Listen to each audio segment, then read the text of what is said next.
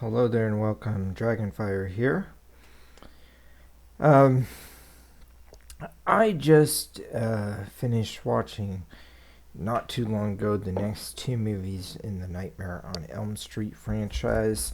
Now, I've already reviewed Nightmare on Elm Streets 1 through 5, which were the five that came out in the 1980s.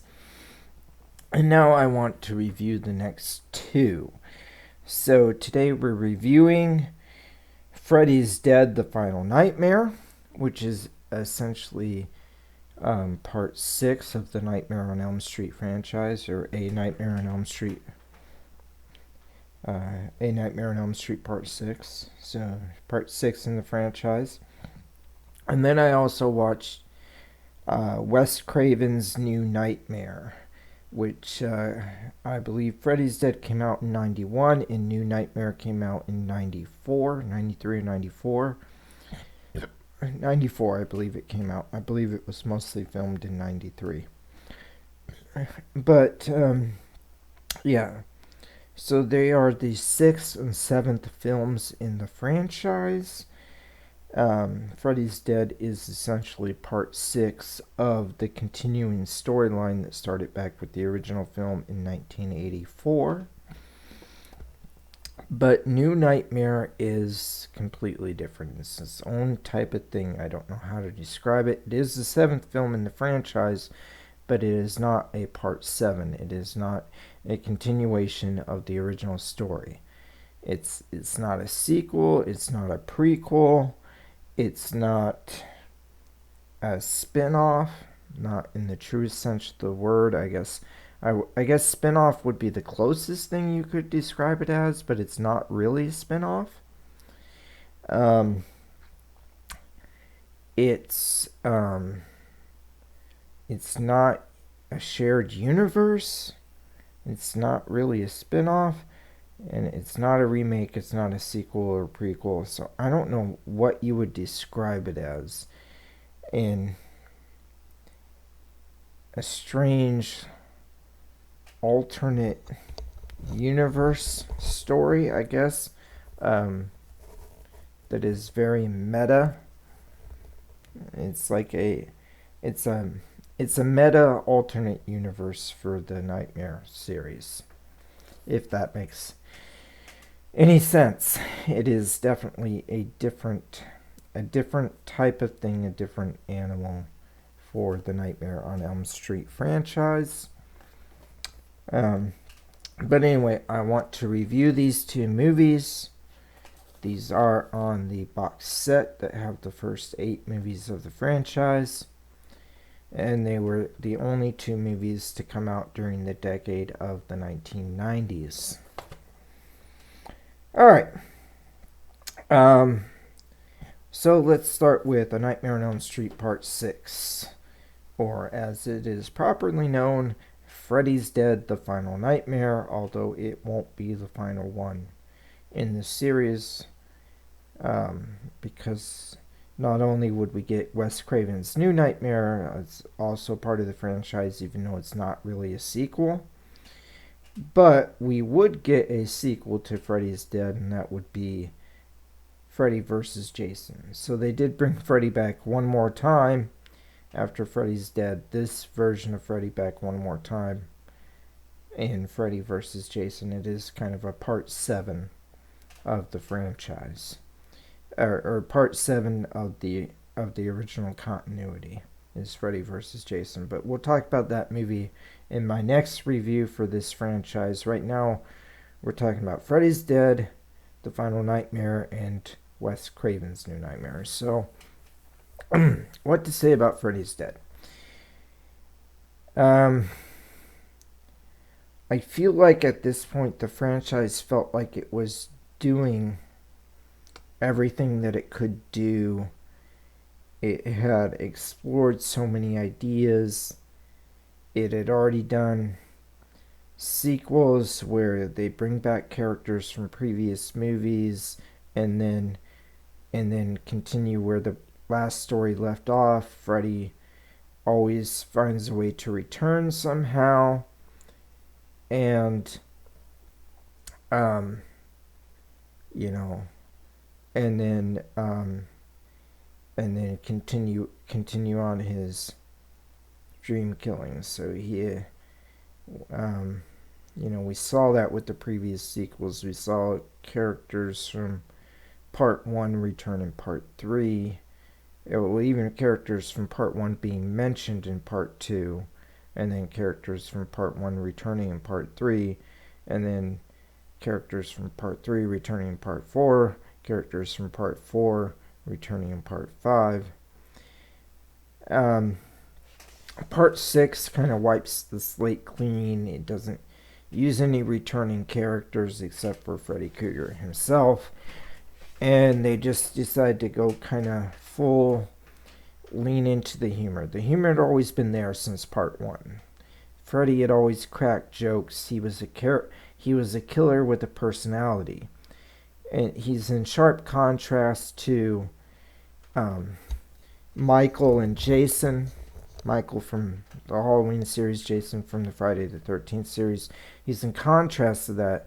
He has a personality. He likes to talk to his victims and interact with them and scare them, and he has this kind of sick, dark sense of humor about him. And he even cracked jokes and said weird stuff and kind of played with his victims from the very first movie. But then I feel like you got the first two movies were still very dark and Freddy was serious, and the humor was not necessarily laugh out loud humor. It was more very dark and sick. It's kind of like it adds a disturbing element that Freddy himself finds it humorous, but it's a dark humor that, like, you don't. I think in the first two movies you don't really laugh along with Freddy. He's laughing, but you're not. Like, you're outside the joke because he's sick and he's a serial killer and he's doing all these bad things. But in the third movie a little bit more, because I think by the third movie people were coming to see Freddy for the most part. And so it's a little bit more, now the audience is kind of in on it. Freddy has become this weird, almost like an anti-hero. He's still the villain of the film, but he's like this little weird thing where it's cool to be the bad guy, being a professional wrestler myself, that's something I know about. Sometimes you get the fans who cheer for the bad guy, and it's like, oh yeah, it's cool to be the bad guy, And so Freddy becomes this iconic character that people are kind of into and stuff. And I think that the third film, and I'm not the only one to say this, I know lots of people have done reviews, the third film, it gets the best balance of like serious, scary Freddy, where at the same time comedic Freddy and cool to be bad Freddy, and but then in the fourth and fifth film, I think for a lot of people, myself included, he leans into the humor just a little bit too much, and it becomes a little too weird and goofy, and he loses kind of that mystique that he maybe had in the first three films. But then we get into Freddy's Dead, and it's just full on cartoon. It's Looney Tunes. It's parody, and I kind of understand why they get into this. Freddy is a guy who haunts people's dreams, and anything can happen in a dream. And so, as they're he's haunting the dreams, it's like, what can you do? Where can you go? How can you get creative? It allows for, with slasher films like Nightmare on Elm Street and Halloween and Friday the 13th, Leprechaun, Child's Play, and so on and so forth. one of the things people like to see who are really big fans of these movies and franchises is they like to see the kills. They like to see the creativeness that they can get with it and the gore. And with uh, with this with this franchise in particular, they can do things that Michael and and Jason and Chucky um, can't do. And the reason those other killers can't do what Freddy can do is because Freddy occupies the dream world. So you can get creative and you can do that kind of stuff. Um, Kind of similar to the Leprechaun franchise that came afterwards. Even though Leprechaun still takes place in the real world and not the dream world, the Leprechaun has magical powers, which allow him to do things that the other characters couldn't do because they don't have magical powers. But in the dream world, it's like anything goes, and it's never really explained exactly how Freddy kills his victims or what he can or can't do, other than he seems to really kill based on fear. They kind of explore that in Freddy versus Jason. But anyway, um, yeah, they just go full out in this movie, Freddy's Dead, where it's like, we'll do whatever we want to do. We will, um, uh, you know, follow the storyline, of just he attacks you in your dreams, so, we'll just make some wild and crazy dreams. And, uh, you know, the, and this one just goes way over the top. And for most fans of the franchise, it goes too far. I think that with this one, it's weird. Is it doesn't go too far for me necessarily like it does for a lot of other fans, where I can appreciate it for what it is, and that's doing the humor of it. And for me, the reason it doesn't go too far is because this franchise doesn't seem to have any rules really. Um, he can do whatever he wants. It's the dream world, and so I kind of like that they explore that. Now, I will admit that the video game sequence doesn't make a whole lot of sense. In this, there's a video game kill, and it seems like sometimes Freddy is controlling the person in the video game that he's trying to kill, but then other times he's controlling the bad guys, and it kind of switches back and forth. So, who's controlling what?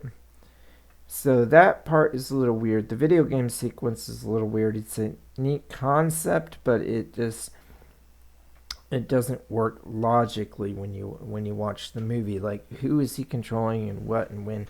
But I guess that always been in the Nightmare franchise, that it's just this weird mixture of Freddy can kind of do whatever he wants, and it just kind of works out for him to kill people until they figure out a way to kill him.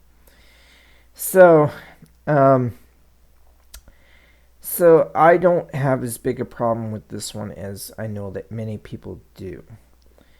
And yeah, I think some of the humor does work in this film. I know a lot of people say the humor doesn't land for them. For me, it does sometimes. So I enjoy it anyway. And all right, let's move on to talking about Wes Craven's New Nightmare. Um, New Nightmare is a weird film. It just has a lot of meta stuff in it that he would later explore more meta aspects of horror movies, and um, especially like when Wes Craven did Scream. Um, he would make that movie very very meta. Um, and he was experimenting with some of that here. This is kind of a prototype for Scream, would come out 2 years later, I believe, because I believe this one came out in 80 or 94, and Scream in 96. And Scream would go on to be much more successful. I think in the 90s, people were kind of burnt out on the Nightmare on Elm Street franchise. Maybe it's one of those things that got kind of labeled as an 80s thing. And so in the 90s, it wasn't cool to like the 80s. Later on, after you got into the 2000s and the 2010s and stuff, it became a little bit more acceptable to like 90s things, but or 80s things, but back in the 90s, it was like the 80s are over, that's passe. Nowadays people are more like, oh, the 80s is retro and it's old school cool, but back in the 90s it wasn't cool to like the 80s, and I think some of these franchises got labeled as 80s things, and so they were less successful in the 90s. Um, but yeah, it's interesting on a meta level, but I just have to be honest about the way I feel about this one. I know a lot of people disagree with me. A lot of people really like this one now. I've seen a lot of YouTubers rank it in the franchise and they really like it. But for me, Wes Craven's New Nightmare is boring. I mean, it's honestly like that. This movie is the cure for insomnia. I have never once watched Wes Craven's New Nightmare and didn't either fall asleep or almost fall asleep. I just, I, there's just something about the movie that just doesn't work for me. It really bores me to the point where I almost always end up falling asleep every single time I've ever tried to watch it. And I've seen all these, these movies are classic for me, and I've seen them all many times over again, but Wes Craven's New Nightmare always bores me. So yeah, I've never been a fan of New Nightmare, and maybe it's when I watched the series all the way through, maybe just like the rest of the fan base had at that point, we're sick of it. But I think there's some cool ideas. I think there's nice visuals and stuff, and they try to recreate some of the kills from earlier in the franchise, and they do some interesting stuff, but it's like there are pieces that are interesting, but the film as a whole just doesn't grasp me. So I think that pretty much wraps up some of my feelings on this. I mean, to their credit, with Freddy's Dead, they did actually intend for that to be the last film in the franchise. I know 3 years later they come out with New Nightmare, but like I said, New Nightmare is not in the same continuity as the other 6 films that came before it. It's kind of a different idea, a different exploration of the idea of what Freddy Krueger could be. You've got a character that is basically Freddy Krueger, but not the same. Like, not the Freddy from the first 6 movies, but a character that is based on the idea of Freddy.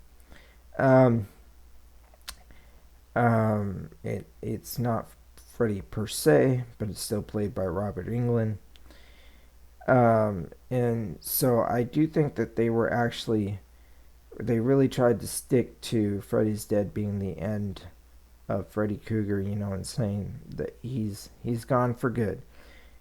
So really, we don't get the return of the real Freddy Krueger, if we're not counting New Nightmare. If we don't get the return of the real Freddy Krueger until 12 years later, from 1991 to 2003, with Freddy versus Jason. And so if there was ever a way to bring Freddy Krueger back, it would be for Freddy versus Jason. Because that's to say, okay, we can find a way to, even though his death was supposed to be permanent, let's bring it back. And have him face off against Jason. I think that was really cool. I guess maybe I could give a short plot synopsis for each film. So with Freddy's Dead, I guess the plot synopsis is that Freddy has succeeded in killing all the children of Springwood, um, the town that he's been haunting for the last however many years. And he succeeded in killing all the children of Springwood. He needs more children to kill, so he gets this last child. He's killed all but one. This last child, who's about maybe 17 or so, 16, 17. He gets this kid out so that he can go to a different town and then recruit more stuff, and also he has some sort of weird plan to, I guess, bring his child back, because in this one they give more backstory to Freddy Krueger, and apparently before he was burned alive, and died in the fire and became the dream demon that he is. Apparently he had a wife and kid, and so this other kid brings back the kid, and it's Freddy's daughter. And I guess even though she's not, she's not a teenager, he's still able to get into her dreams. She's a little older, she's maybe in her 30s or something, I don't know. He's able to get in her dreams because she's his daughter, and so they explore that whole backstory, and he ends up, and then getting dragged into the real world. They drag him out of the dream world and into the real world, and some of the transition between the dream world and the real world doesn't really make sense at the end of the film. It's like, when are they in the real world and when are they in the dream world, and how come Freddy still seems to have powers in the real world? But it's important for them to, but they must be in the real world because otherwise they couldn't kill Freddy. Whatever, I don't know. But anyway, she stabs him with his own glove. Maybe it's because it's his daughter. Maybe it's because it's stabbed with his own glove. And I think they also stick a dynamite in his mouth or something like that and blow up his head or whatever. So I guess that does the trick, and Freddy dies. I don't remember. They kill him somehow. There's dynamite involved. There's being stabbed with his own glove involved. He's dead. He's supposed to be really, really dead this time. And like I said, they didn't bring him back till Freddy versus Jason. So, New Nightmare is this meta thing where Nancy, the actress who played Nancy Thompson in part 1 and part 3 comes back. She's now not playing Nancy Thompson, but playing herself, Heather Langenkamp. And she's with her husband and her son. She's an actress in Hollywood, so she's playing herself. Robert Englund is in the film as himself, not as Freddy Krueger, although he does also play the dream demon character that's impersonating Freddy Krueger. And we get to see Wes Craven in the film. We get to see Bob Shea, who was the producer for the Nightmare on Elm Street franchise.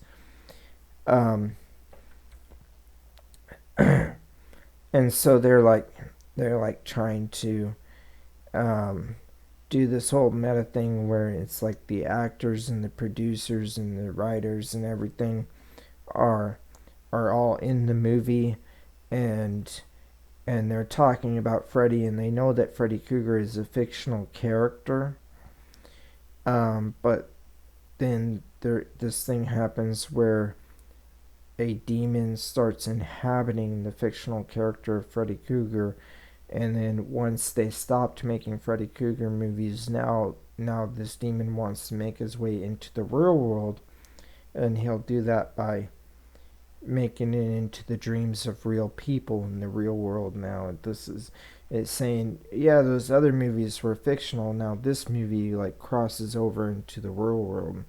So the meta aspect of their using the real names of people like Robert Englund and Heather Langenkamp, Wes Craven, Bob Shea, all that, doing the real thing, and then crossing over into this where everyone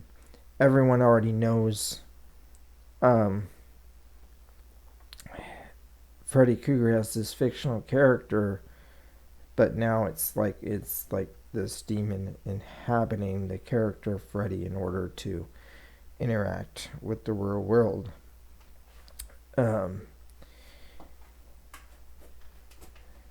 So yeah, it's interesting. It's a different kind of spin on it. It gets Heather Langenkamp back after she died in part 3. We get to see John Saxon back as who played Nancy's dad in parts 1 and 3. He also died in part 3, and he comes back. In this movie, he's not her real dad, obviously.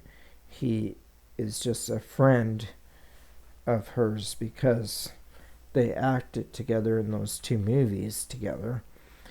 So they're like friends in real life.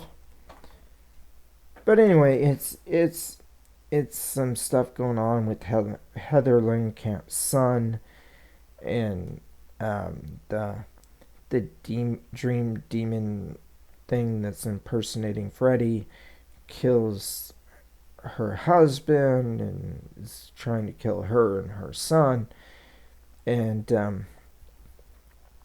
they gotta stop it from happening. And anyway, there's lots of stuff going on there. It's kind of like bringing Freddy Krueger back without actually bringing him back. All right. So those are my thoughts and little plot synopsis on Freddy's Dead as well as New Nightmare.